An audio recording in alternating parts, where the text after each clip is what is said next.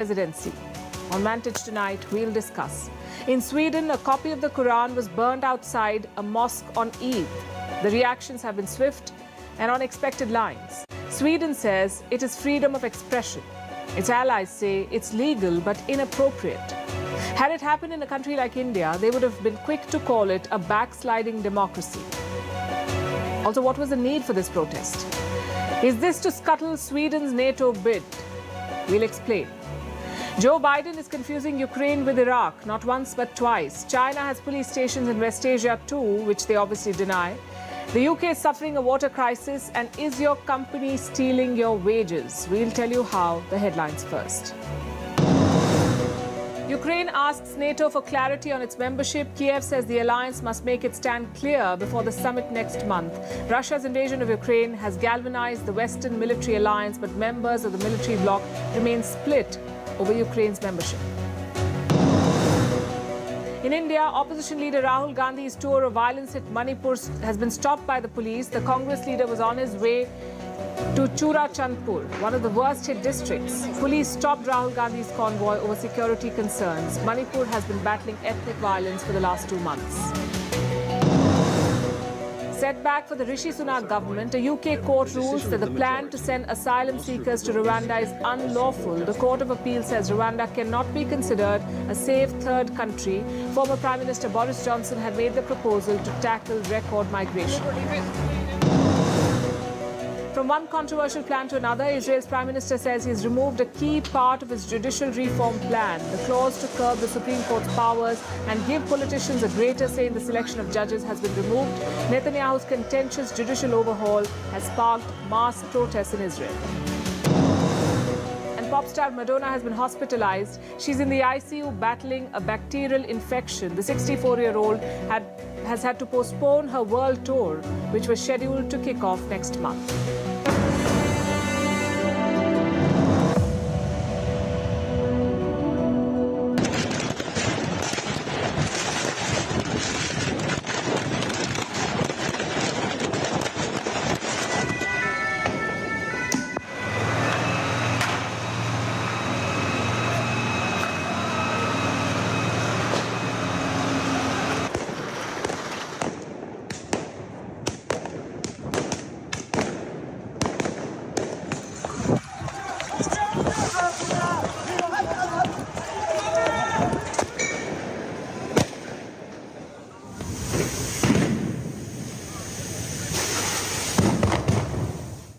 France is burning again. The fatal shooting of a teenager has thrown the country into chaos.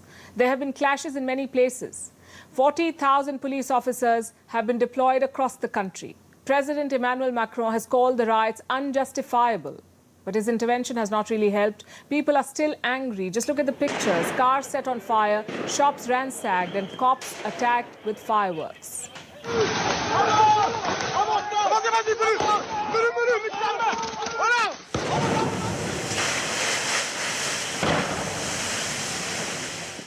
There were clashes too.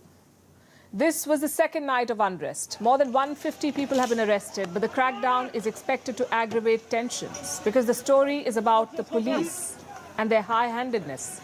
What triggered the protest was the killing of a teenager. He was 17 years old. His name was Nahel M.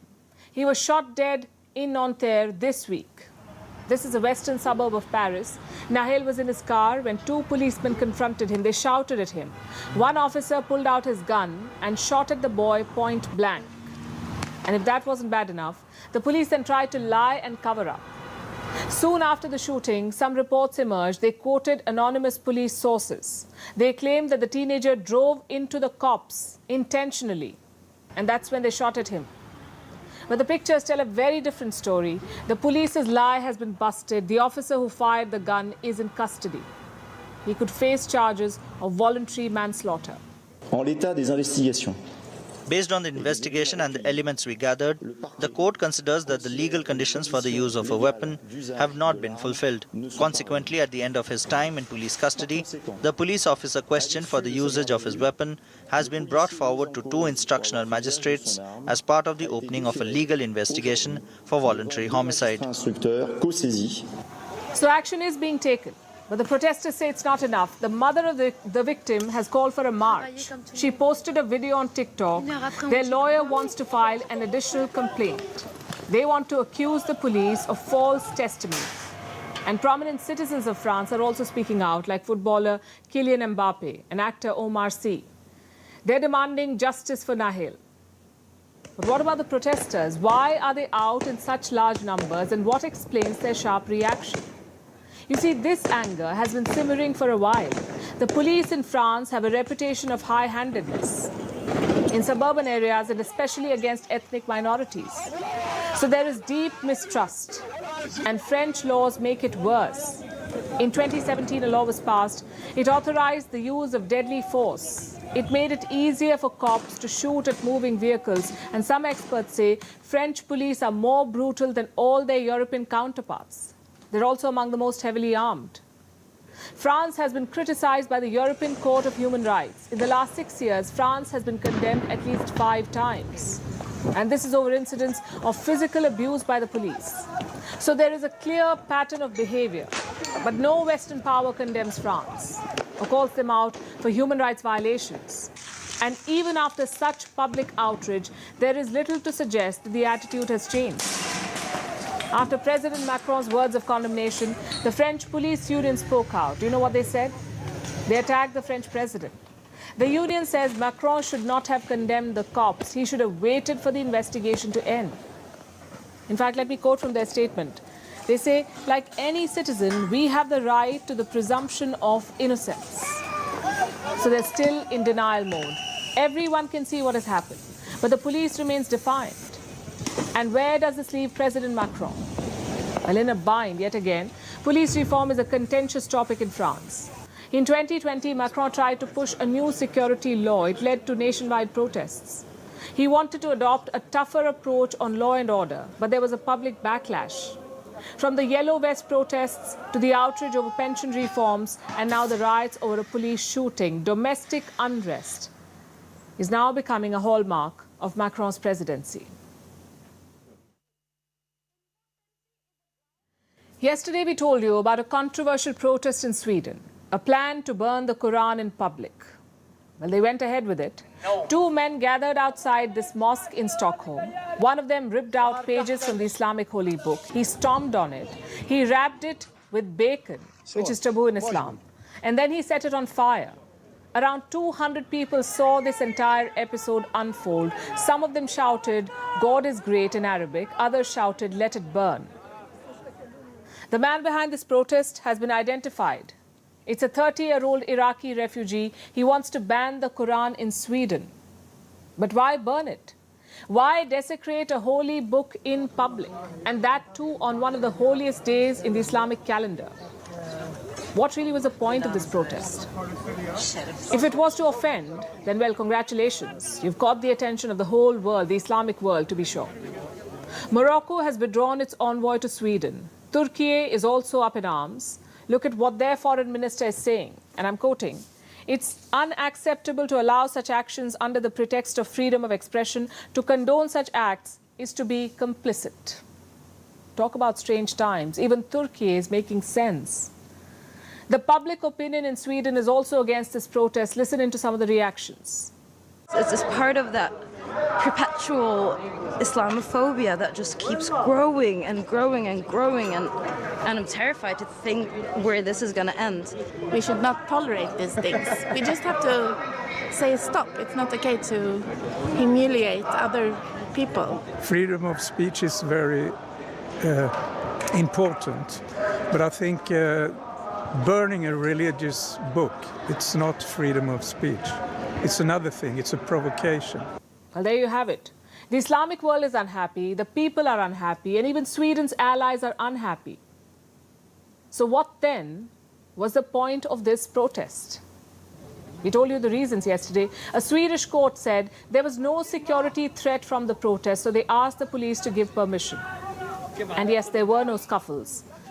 No public disorder due to the Quran burning, not yet. But surely that's not the yardstick. What's legal is not always right. And Sweden should realize this fast, because such acts can have political consequences. We know that Sweden is hoping to become a NATO member. But two countries are holding them up. One is Hungary, the other is Turkey. It's one of the two Islamic countries in NATO, the other is Albania. And Turkey has plenty of problems with Sweden. Many Kurdish activists have found refuge in Sweden. They're wanted in Turkey, but in Sweden, they're political guests, which is one reason why Ankara is playing hardball with the NATO membership. Both countries were making some progress until January, but then things went south. Some political groups burnt a Quran near the Turkish embassy in Sweden. You can imagine how Turkey responded. They cancelled a visit by Sweden's defense minister. They also broke off the talks. So this is not happening for the first time, or even the second for that matter. Sweden has a record of burning Qurans. They say it's part of freedom of expression. But the question is, have they gone too far? Or was this done by design? You see, around 64% of Sweden's population supports NATO. That's a vast majority. But there's also a sizable population that does not. So could this have been their plot to derail Sweden's NATO ambitions? I ask because there is precedent. In the month of February, there was an anti-NATO protest planned in Sweden. The police ended up blocking it. But guess what was scheduled to be part of this protest? Burning of the Quran. That's what they planned. In that case, the Swedish police made the right call, but this time they failed.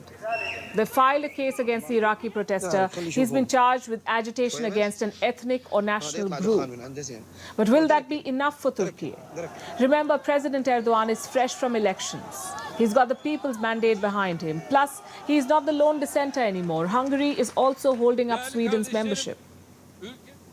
But none of this mattered for Stockholm. All they cared about was their false sense of righteousness. And let's be clear here, burning any religious book is not freedom of expression. It's a hate crime. It's criminal incitement of a community. And guess who agrees? The self-appointed professor of democracy, the United States of America. Listen to this. We've said consistently that the burning of religious texts is disrespectful and hurtful, and what might be legal is certainly not necessarily appropriate. Sweden needs to take a call here. If they want to join the NATO, they can't permit such acts. And even if NATO was not on the table, they can't permit such acts. Imagine if this happened in Asia or Africa, in India. Some nutcase decides to burn a religious book. What would be the Western response? They would label it Islamophobia, a sign of backsliding democracy. There would be a new chapter in their religious freedoms report. But when Sweden does it, it's legal but not appropriate. That's what their Prime Minister called it yesterday. Legal but not appropriate. Turkey has used much harsher words. Let's see if those words translate into action.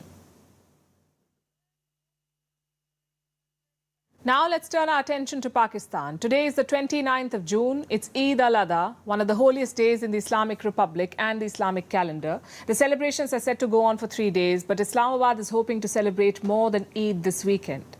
They're hoping to avert a crisis, to meet a tough deadline. They had a deal with the IMF that expires tomorrow. This deal was signed in 2019. The IMF, or the International Monetary Fund, was to give Pakistan more than $6 billion. But as always, conditions applied. Now, Pakistan being Pakistan did not meet those conditions. So last October, the IMF froze the bailout. Some of the money has already gone to Pakistan. The rest is frozen. The IMF stopped giving any more installments, or tranches as they call them. And this deal expires tomorrow, that is the 30th of June. So unless Pakistan pulls a rabbit out of the hat, it's not getting the money. And it wants this money desperately. So Prime Minister Shehbaz Sharif is running from pillar to post. He's had multiple meetings with the IMF chief last week. First in person in Paris and then online. Then on Sunday, Pakistan revised its annual budget to suit the expectations of the IMF. It introduced some fiscal reform. Now the world is watching to see if Pakistan can secure a deal at the 11th hour, as are the people of Pakistan, because they're the ones who've been suffering. Record inflation, higher taxes, steeper interest rates, and a devastating flood last year. It left almost 2,000 people dead and 2 million homeless. So it's no surprise that this Eid doesn't feel too festive for many in Pakistan. Here's a report.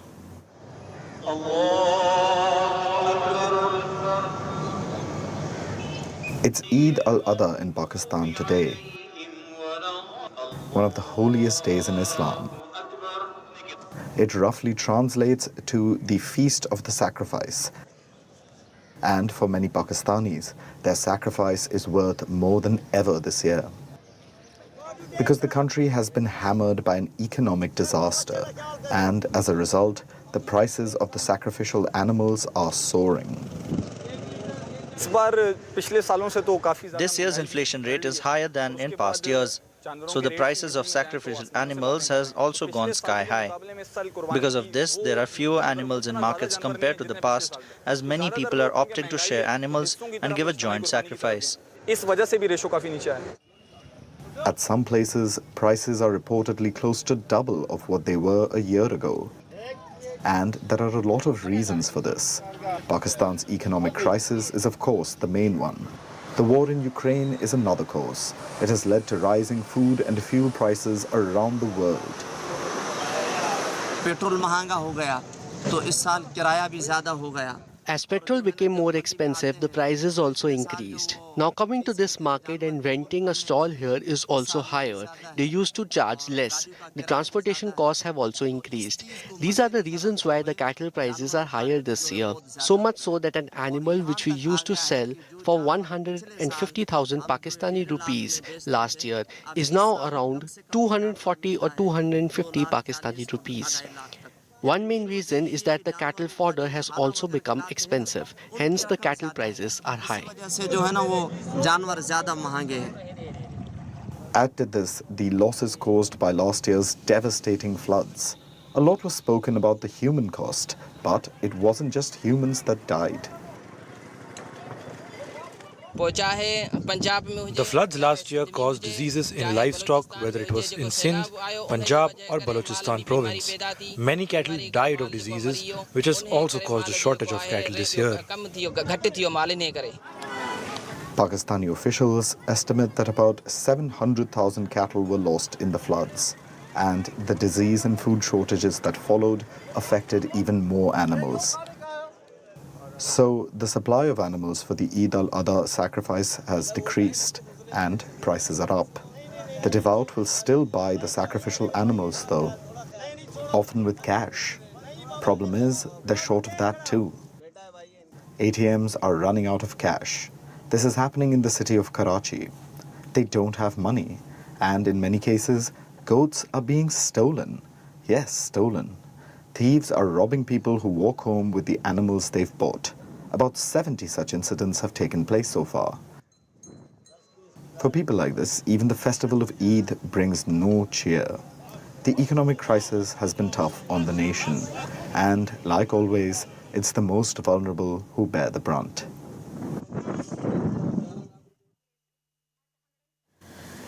Age and politics. It's a very weird relationship. If you're young, you're considered energetic and enthusiastic. But if you're too young, you're considered immature. Same on the other side. If you're old, you're considered experienced and seasoned. But if you're too old, you're seen as unfit. So where does US President Joe Biden slot in? He's 80 years old. He's also running for re-election. So he'll be 86 by the end of a possible second term. But why are we talking about this today? Because Biden's health is in the news for two reasons. One is a verbal mix-up. The president was speaking to reporters about the Ukraine war, but instead of Ukraine, he said Iraq. Listen to this. To what extent has Vladimir Putin been weakened by recent events? It's hard to tell, but he's clearly losing the war in Iraq. He's losing the war at home. And he has become a bit of a pariah around the world. It happens to everyone, right? But there's more to the story.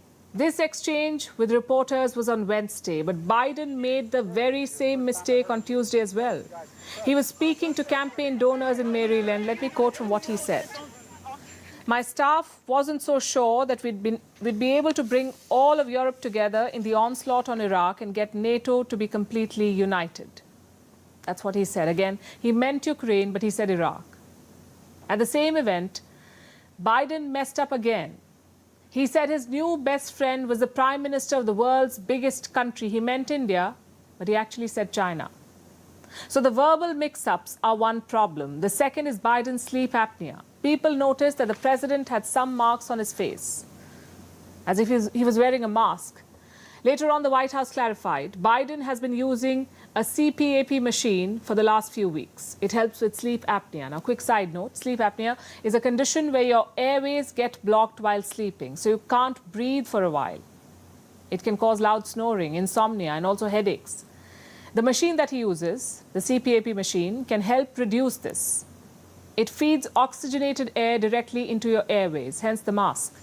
Now, President Biden has had this condition for a while. It's been part of public record since 2008. And at first glance, it's not really problematic. Around 26% of all Americans between ages 30 and 70 have this condition. But Biden isn't just any US citizen. He's the president of the United States. He controls the nuclear football. So naturally, his sleep apnea will get more attention. Now, both these incidents have raised some questions about President Biden. Is he too old for re-election? Well, that's for his party and for American voters to decide. But I do have some numbers for you. The average life expectancy in the US is 77 years. That's how long a person lives on average in the US. Now, Biden is already 80. The average retirement age in the US is 61. I'm sure these decades of experience have helped Biden, but the optics are not good. At the G7 summit in May, Biden nearly took a tumble. He lost his footing, but thankfully he did not fall. But the next month he did. Biden was speaking at a US Air Force Academy in June. Afterwards, this happened.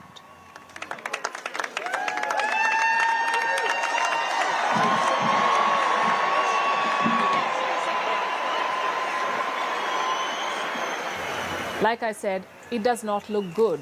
Biden is the oldest president in American history. His challenges are unlike his predecessors. There's a war in Ukraine. There's a looming showdown with China. There's a major cost of living crisis and also growing white supremacy at home. Is Joe Biden up for those challenges? Well, he says he is.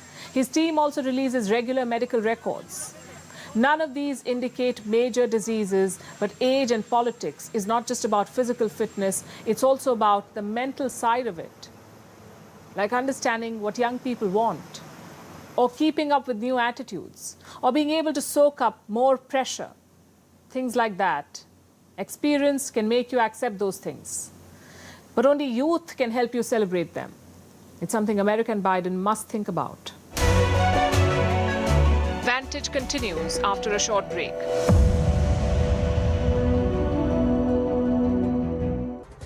So one, there is a very clear history. Thanks to that movement, there was a massive exodus of the Brahmin population from Tamil Nadu. While most people speak of the exodus of Kashmiri Pandits, because that's more bloody, or rather it's bloodier, it's visceral and it's clear, people don't speak of the exodus, the forced exodus of Tamil Brahmins from Tamil Nadu thanks to this movement. The fact of the matter is, the common people of Tamil Nadu are not anti-Brahmin.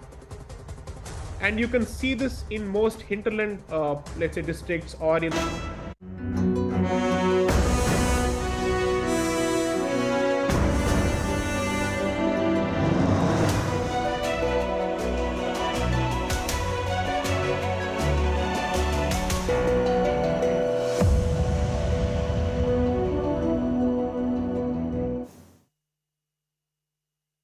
And now let's talk about China. It is expanding its influence in West Asia and establishing a strong presence through economic investments and underhand tactics. The Chinese police stations have reached West Asia. That's right, Chinese police is operating in this region too. Now, we've reported extensively about them in the past. In the West, they've been used for spying operations. China has police stations all over the world. Countries like the US and the UK have moved to shut them down. Now, West Asia, too, has to deal with them. And where are these police stations? Reports say so far they've been found in two countries, Israel and the UAE. Israel has one police station, the UAE has two. There's limited information about these facilities, but we'll tell you what we know. In Israel, China has operated one station since 2020. We don't know the exact location, but we can tell you who's running it. The police of Nantong. Nantong is in southeastern China. But why does the police in Nantong need a police station in faraway Israel?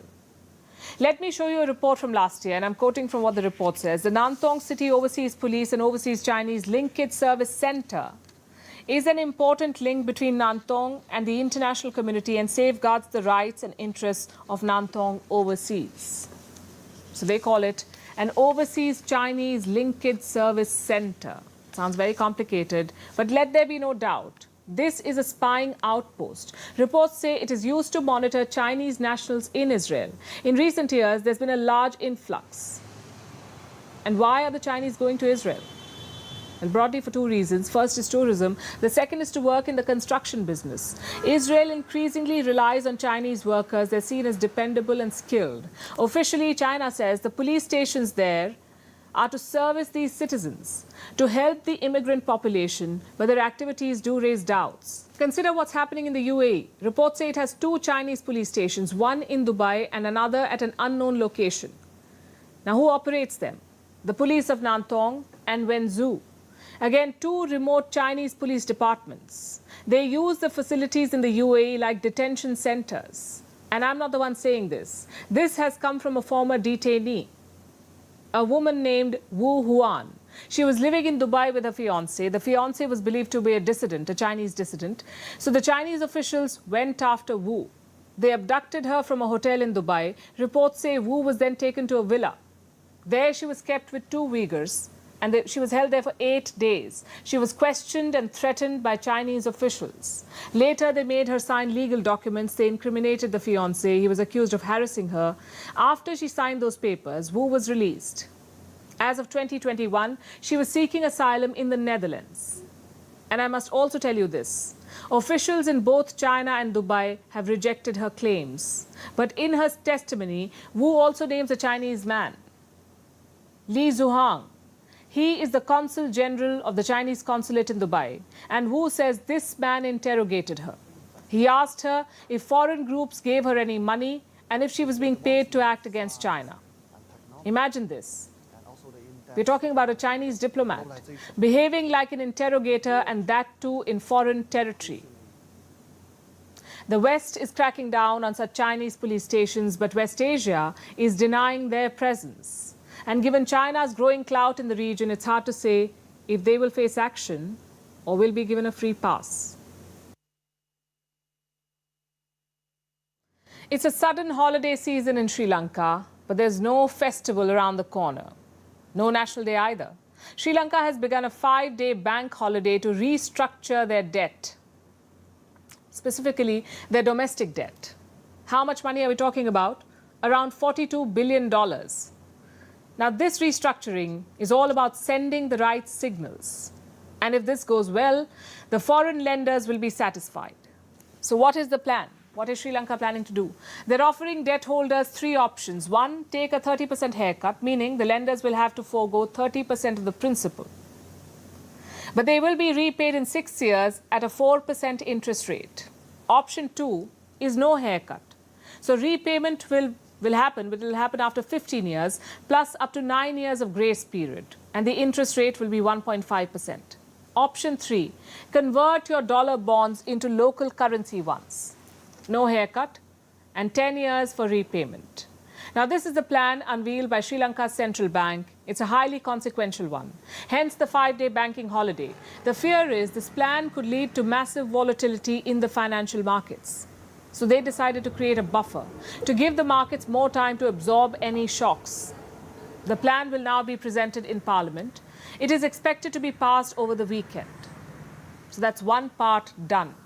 Part 2 is dealing with international lenders. Sri Lanka's external debt is also around $42 billion. Some of these are held by bilateral lenders like China or Japan. If domestic debt can be restructured suitably, Sri Lanka can move to external debt. But timing is key. The International Monetary Fund, or the IMF, will review Sri Lanka's progress by September. They will look closely at foreign debt. If the restructuring is done, they will release more money from the bailout package. If not, there could be hiccups. So September is the target for Sri Lanka. Their big worry seems to be China. On paper, they support the IMF bailout package. The Chinese support it. They've also agreed to restructure some of the loans, but their actions suggest otherwise. Consider what happened in April this year. Sri Lanka kicked off restructuring talks without China. India was present, Japan was present. So was the Paris Club of Sovereign Creditors, but China was not there. Do you know why? Because Sri Lanka was reportedly fed up with the delays from the Chinese side. They had to rush things, but China was taking it slow. So the question is, will this continue? Sri Lanka's Foreign Minister Ali Sabri is visiting China as we speak. He's also met his Chinese counterpart. Their statement talks about a lot of things. The One China policy, the Belt and Road project, cultural exchanges. But guess what it doesn't talk about? Restructuring China's loans. It's not there. What explains this dangerous strategy by Beijing? Because if the loans are not renegotiated, the IMF will not release the funds that Sri Lanka wants, which means Sri Lanka's economy could collapse. So what is Beijing up to? Could this be a strategic game to pull Colombo back into its orbit? A simple quid pro quo. We will renegotiate our loans, but you will have to pick us over India. It's quite possible. The foreign minister's statement emphasizes on two things: the Belt and Road projects and Chinese investments in Sri Lanka. Two things that landed Colombo in this debt trap in the first place. Will the current government make the same mistake? Well, President Ranil Wickremesinghe is saying a lot of things. He says Sri Lanka will not become a base to threaten India. He also says there will be no military pacts with China, which is good news for India. At the same time, President Wickremesinghe says his country will be neutral. He won't pick India or China. And that's a downgrade for New Delhi. Sri Lanka has traditionally been their sphere of influence. To go from that to neutrality is a downgrade.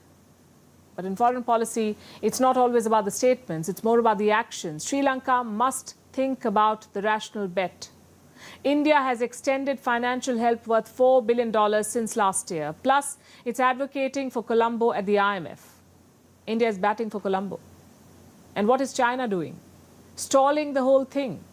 Sri Lanka will need more assistance down the line, more constructive assistance. Their economy is projected to shrink by 2% this year, which means a lot of jobs gone, a lot of materials in short supply. How will Colombo overcome this period? Some international agencies have stepped up. This week, the World Bank, for instance, granted $700 million, $500 million for budgetary support, $200 million to help the most vulnerable people. The IMF has also announced a $3 billion package. Only some of it has been released. The rest will come only after loans have been renegotiated. India is ready to help achieve all of that. But Colombo also needs China's help. The problem is, it could be a dangerous trade-off. Our next story is about work. You know that thing you do between actually living? It's no secret that our workplaces can lead to a lot of frustration for some.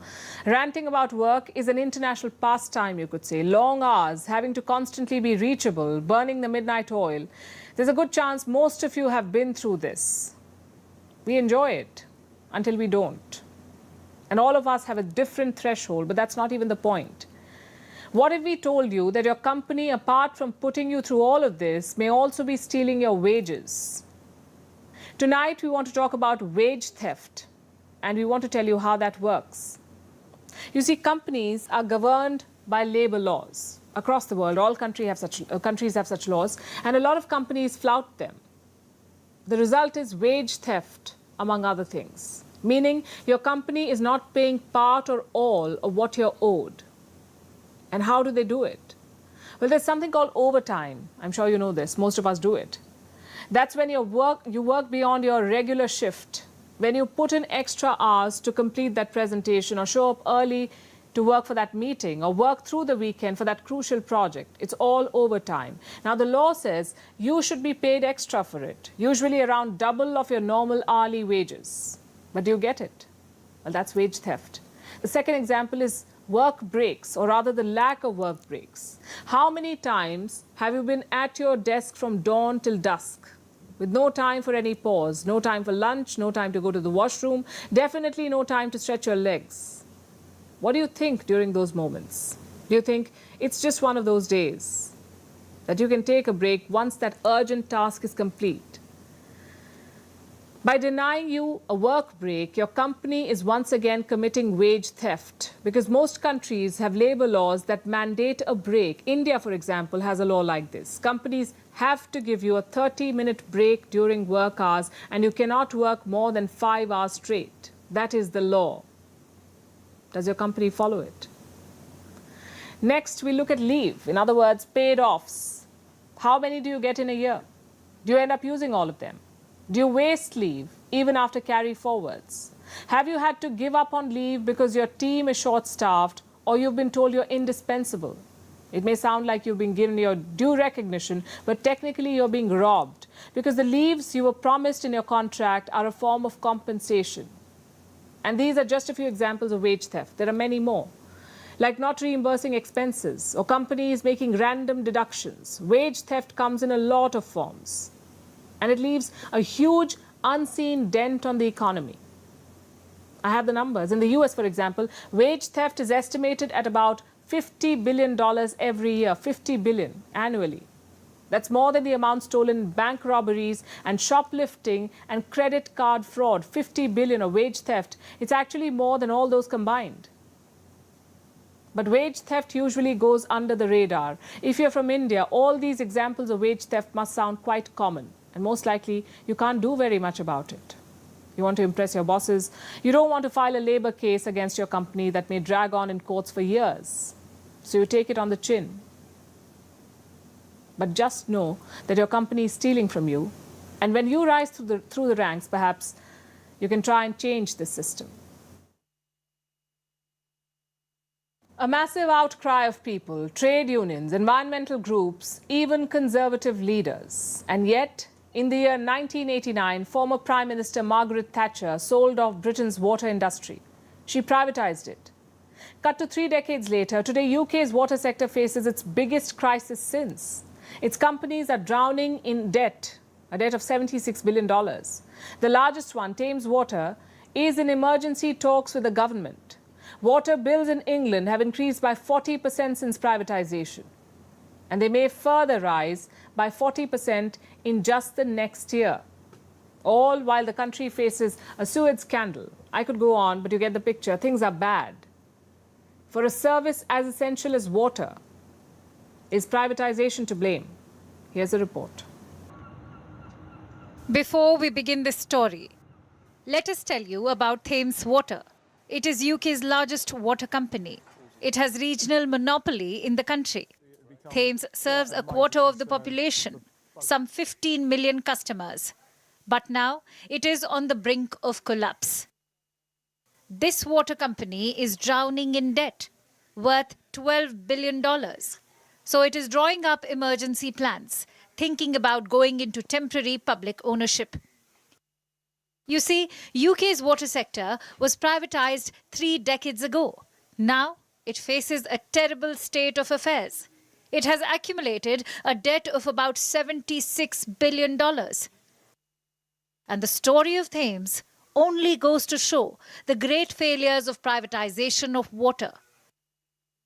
Because these companies have prioritized their investors over the needs of both people and environment, who have to pay for this crisis of water, quite literally.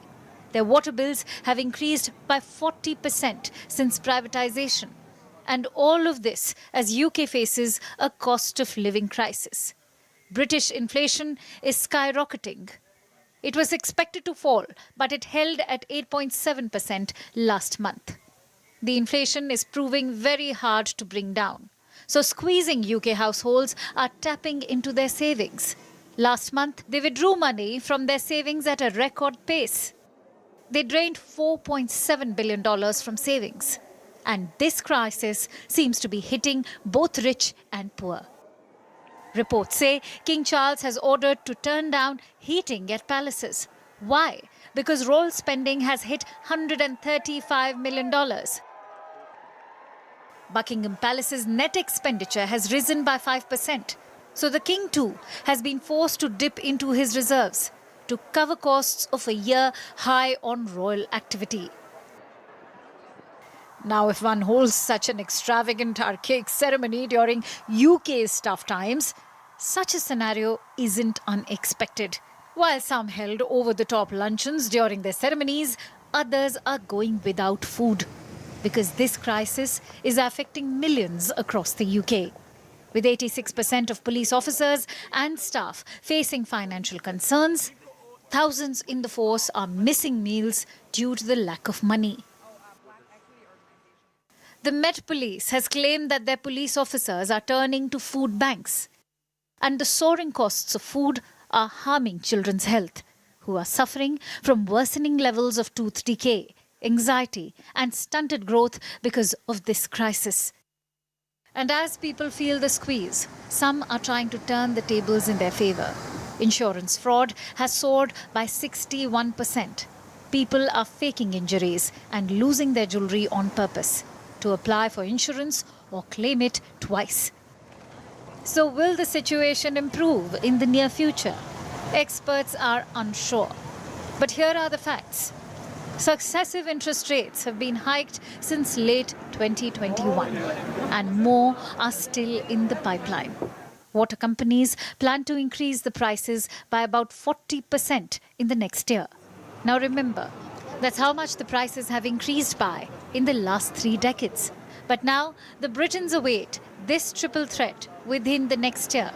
So while UK crisis targets the vulnerable, companies like Thames try to stay afloat, with Britons struggling to pay for it. Simone Biles is back. She's a star gymnast, a 7-time Olympic medalist, and she plans to return to competition at the US Classic. It's a low-profile competition open to elite gymnasts. 2 years ago, she last competed at the Tokyo Games, but suddenly withdrew mid-event. This move sent ripples across the world, but Biles said she needed to protect her mind and body. You see, the world of sports can be uncompromising and very demanding. Athletes are rewarded for giving everything to the sport. Coaches demand it, so do the fans. But in recent years, we've seen a shift. High-profile athletes are now prioritizing their mental health over their career. Our next report tells you more.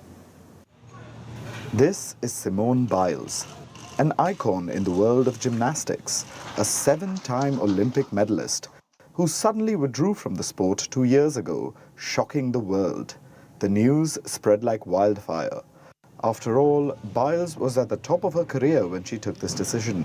But, undeterred, Biles stood by her decision, saying she needed to focus on her mental health, her body and mind, and for that she took time off. But now Biles is back, and again this is making headlines across the world. But her return isn't just a story of a comeback, it's a celebration of an athletic revolution. Because when the star athlete decided to step back, her decision was both applauded and condemned. Why the latter? Because such a decision is a rarity in the world of sports, which is relentless and uncompromising. It rewards perseverance, so athletes give and give and give, often at the cost of their own mental health. But in recent years, a shift seems to be occurring. Biles's withdrawal definitely counts as one of the most high-profile cases, but she's not the only one to speak up and step back. In 2021, tennis star Naomi Osaka spoke about her struggles with depression. Then she withdrew from the French Open. Michael Phelps is the most decorated Olympian in history. Recently, he too spoke about his struggles with substance abuse and depression. This year, Brooklyn Nets' Ben Simmons talked about his mental health problems. At the Winter Olympics in Beijing this February, many athletes from multiple sports spoke up. And what concerns do they share? Athletes of color have talked about how racism made their mental health worse. Players, young and old, also talk about the toll social media takes. I would think as a player now, just to stay off social media as much as possible. Maybe if you need to for sponsors, put stuff out, but don't necessarily take stuff in where you read it. In my day, I was always told, don't pick up the newspaper, try not to watch what they say about you on television, because it does hurt. And particularly when you're young, you're trying to grow up. It's difficult enough without everybody having a voice. and an opinion about your hairstyle, your dress, your attitude, your whatever it is. But the fact that these conversations are occurring is a big deal for sports, which has long held the belief, no pain, no gain. Let us give you an example. At the 1996 Olympics in Atlanta, gymnast Kerri Strug famously broke her ankle on the vault. She told her coach about it, who said that she finished her routine despite the injury. Most of us would find it hard to walk with a broken ankle. Imagine doing air flips with it and nailing a landing. But back then, it was considered good coaching to keep pushing a player. And Strug followed this advice, helping the US team win gold. So it turned out all very well for the team. But what about Strug? She retired shortly after. At that time, this was acceptable. But now, things seem to be changing. Yeah, I think I was of the generation of athletes who would suck it up and rub some dirt on it, was what my coach used to say. And so, you know, I think that with some of us who are providers in the field, the reality is there's no science behind that. There is nothing that says, you know, the reality is this is going to make you the best athlete. What we're actually finding, and there is science and literature behind, is the fact that to address an issue before it becomes a crisis, or to work with somebody around their mental health, can make them a stronger athlete, and they're overcoming adversity. And there are tips and tricks and strategies that are actually going to improve somebody's mental health and performance. So maybe it isn't best to suck it up and rub some dirt on it.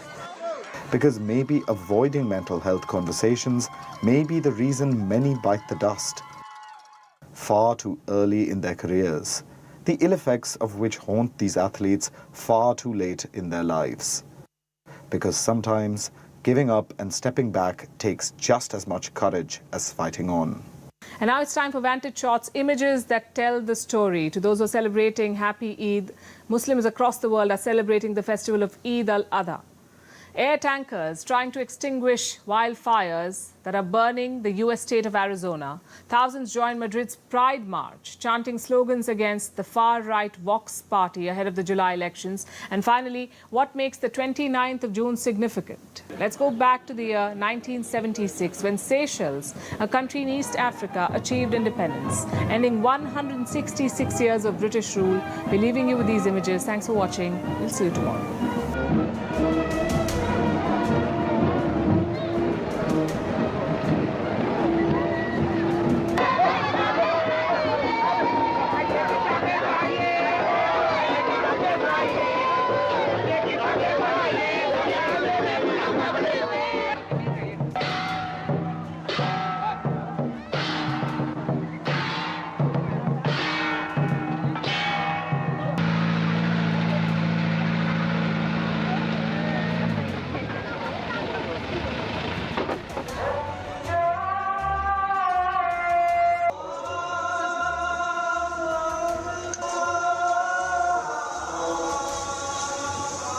سيذكر من يخشى وسألك منه قال محمد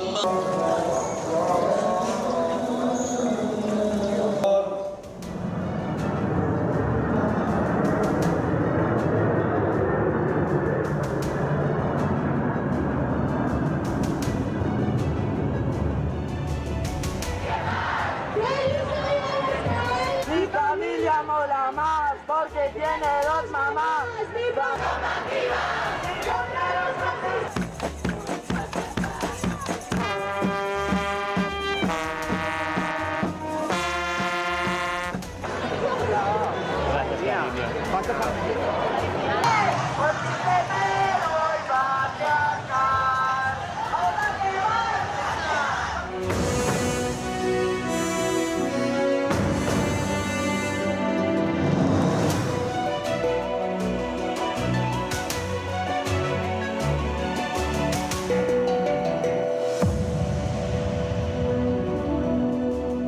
Of it, because they want to strike at the core of the Vedic religion, and therefore Brahmins and Brahmanism is what they're after. So that's one. Two, what does this mean? You're looking at a population that's less than 2% or 2.5%. That's the definition of a minority. Some other groups with 30%, 27% get away with tags of minority. These are actually the true minorities. Where do you find the Tamil Brahmin population today? Pune, Chembur, Bangalore, Mysore, Aurangabad. These are the parts of the country where they fled. Hyderabad and other places. Okay, this is what happened. Now, coupled with that, when you increase the reservation to 69% above the constitutional limit to 50%, what are you effectively telling people? Get out of the place. That's what they did. Okay. Now, when this community is targeted, who is going to stand up for them? Fortunately, I would say in the last few years, one name has certainly surfaced, which despite not being a Brahmin, understands the realities of what is happening and has started speaking in favor of the community and has started speaking against the anti-Brahmin slant of Dravidianism. That's Annamalai. Having said that, let me also say this. Annamalai's position may not necessarily be the entire position of the BJP across the board. Because the fact of the matter is, the BJP said in Karnataka that it would relinquish control over temples. And this was made as a public statement and they backed out from it. Okay. Then in Uttarakhand, they took control of temples, close to 51 temples. They would not have given it up because the Uttarakhand High Court actually gave them a seal of approval subsequently. This was challenged in the Supreme Court. Before the Supreme Court could actually rule on this particular matter, fortunately, Uttarakhand elections came about. And because 20% of the population of Uttarakhand, or at least a significant population, is a Brahmin population, they said, I'm sorry, this is not going to happen. Then they gave up control. So it's a question of muscle at the end of the day, political muscle and electoral muscle. Constitutionalism in this country rarely works in favor of those communities who don't have political or electoral muscle. That's the fact of the matter, whether it comes to reservations or any other issue. Brahmins from Tamil Nadu are a micro-minority. Most of them have gone to California. Now caste has come back to revisit them in California in a very different way, thanks to Californian resolutions, SB 403 and whatnot. 403. Right? So the more you try to run away from a problem, it grows in size. It's time we realize that, and we stopped, turned around and gave it the fight that it calls for. Now, my final question on this one.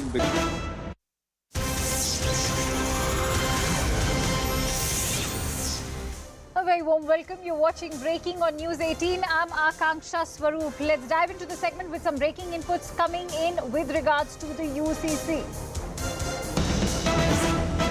Now, as the debate over implementation of UCC continues to simmer, Parliamentary Panel for Law and Justice has now summoned the Law Commission to appear before it on 3rd of July on the UCC issue. The Parliamentary Panel, of course, is headed by Sushil Modi. And remember, it was just this week that Prime Minister Narendra Modi made a strong push for the UCC, asking how the country can function with two parallel laws in place. And he's clearly gone on to condemn dual laws that govern personal matters.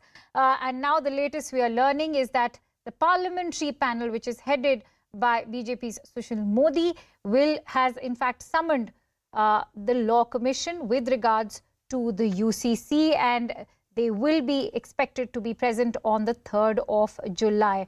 Much awaits during this summoning. Besides the Law Commission, the panel headed by BJP Rajya Sabha MP Sushil Modi will hear the views of the Department of Legal Affairs and the Legislative Department as well. Remember, this will be a very significant interaction because, in fact, we have our legal correspondent Ananya Bhatnagar joining me on the phone line. Ananya, remember, the Law Commission has been seeking some very significant views from various public religious bodies as far as the Uniform Civil Code is concerned. How significant will be 3rd of July now? Well, 3rd of July seems to be a very, very important meeting when it comes to the Parliamentary Committee on, in fact, the law and justice. This is, remember, headed by Sushil Modi and what the country, including Mahesh Jethwani, is a part of this particular committee. And what is very, very crucial to notice that three major stakeholders in this whole debate of personal laws or the changes to these personal laws have been invited. It includes the Legislature Department, includes the Department of Legal Affairs and the Law Commission of India, which is actually going on to study and report on particular issue with regards to whether there should be a change in the personal laws, whether there can be a uniform civil code in the country. And remember that reported that, the Law Commission has received over 8.5 lakh public views on this issue. So that might also be discussed in fact, this particular meeting that takes place on July 3. The meeting would be Sushil Modi, who's the chairman of this parliamentary committee. And this seems to set the tone straight for, the Uniform Civil Code debate in the parliament, because this was an issue that was referred by the Ministry of Law and Justice to the Law Commission of India. And in fact, the Law Commission is currently under the process of studying this and reviewing this. The 21st Law Commission we had before the commission had, opined that there shall not be, it is not the right time to implement a uniform civil code in the country. But whether things have changed, whether there is a scope for a uniform civil code, and what have the people said, what have the general public said, is something that we'll get to know about on this particular Absolutely, meeting. but also important to, in fact, discuss what the opposition has to say. Let me take that question from Payal, who's also joining me on the phone line. Payal, the opposition has criticized the Law Commission as far as the UCC is concerned. Could you take us through why the opposition has come up with that criticism? What's that criticism? Well, the opposition has been telling very clearly that the entire, form of the bill and the form in which the legislation is going to take place has to be discussed threadbare. That's one of the reasons. This is a very wise move, in a way, referring it to a parliamentary committee. Because the discussions would take place before the bill would actually come into parliament. This is a new norm that one has really seen, whether it is a data protection bill or this bill right now as well. So obviously, in this committee, Akansha, you'll have people from various political parties. There are, of course, a lot of legal minds. I was hearing our colleagues speak. A lot of legal minds are also there on this committee, so they would also be deliberating and discussing this. And very importantly, that before this, before the summoning of the Law Commission, before this particular parliamentary panel, this panel has visited Goa and studied the Goa Civil Code, which is very, very similar to the Uniform Civil Code as well. So that kind of a research and that kind of a background study has really been done. And you remember Sushil Modi is a BJP MP from the Rajya Sabha who is heading this particular committee. And the BJP will try and push through this legislation and try and push through, all the hurdles that come at the initial stage from here on. So that, initially, there has been a lot of reservation that has been expressed by political parties. But many political parties are still waiting to see the shape and the form in which the bill will really go. So the appearance of the Law Commission before this, and also the officers from the Ministry of Law and Justice, is going to be extremely crucial in that meeting which takes place on Monday. We have leaders from across the political circuit. Absolutely. Ananya, if I could bring you in on this, we know that in the last 30 days, there's been much reviewing of the various submissions that have taken place. What happens now after the 3rd of July? Will there be any further review or any more submissions needed? Well, the Law Commission had given out a time of 1 month. Remember, it was given out on 14th of June, and the 1 month period will continue till the 14th of July itself. And religious bodies, including that of the AIMPLB, is seeking that, the time of giving out their views and expressions should be extended by at least 6 months, though we have not heard from the Law Commission as to whether it would be extending it or not. But what we've heard so far is that 8 were in fact received by the Law Commission till this number might have increased in the last 2 days as well, and this might also increase till the 3rd of July. So when the Commission would actually complete, this one, there will be a lot more views, and we might see different views coming in from the legislative department. We might see views coming in from, in fact, the Department of Legislature of the Ministry of Law and Justice as well, which would also be discussed in fact, the July 3rd meeting. So this would also help the Law Commission of India go and study this topic very, very deeply. And as Payal was also pointing it out to us, that, they've already gone to study the Goa Civil Code. So all of this combined together, the Law Commission would then be actually having a more broader perspective. And this meeting would not only give the Law Commission a broader perspective, but can also set the tone straight for the Parliament debate and could broaden the whole aspect when the matter actually reaches the Parliament, when the Law Commission completes it, or when the Parliament comes back to session. Questions might be asked by various, parliamentarians over this particular issue. All right. Many thanks to you, Ananya and Payal, for joining in with those precious inputs. And with that, we quickly shift attention over to some breaking inputs that are coming in. This time from Russia, we are learning that Russian President Vladimir Putin has called Indian Prime Minister Narendra Modi as a great friend. Speaking at an event in Moscow, President Putin drew on India's fine example to encourage domestic products and domestic brands in Russia. He was, of course, referring to Prime Minister Modi's Make in India campaign. On that note, let's listen in to that address by President Putin. Вот наши друзья в Индии и премьер-министр, большой друг России, господин Моди, он целую концепцию увидел несколько лет назад. Сделано в Индии. Ну и, знаете, эффекты есть. Реальный эффект для индийской экономики ощутимый. Вот не грех повторять то, что изобретено, если и не нами, то нашими друзьями, и хорошо работает. Right, our correspondent Siddhant is on the phone line right now with me. And let's quickly go across to Siddhant at the moment. Siddhant, let's talk about President Putin's the admiration that he's showered upon the Indian Prime Minister. When he appreciates the Prime Minister's Make in India initiative, he's also bestowing a lot of faith in Prime Minister Modi's vision and his policies. Having said that, given geopolitical context, especially after Prime Minister Modi's recent US visit, when many foreign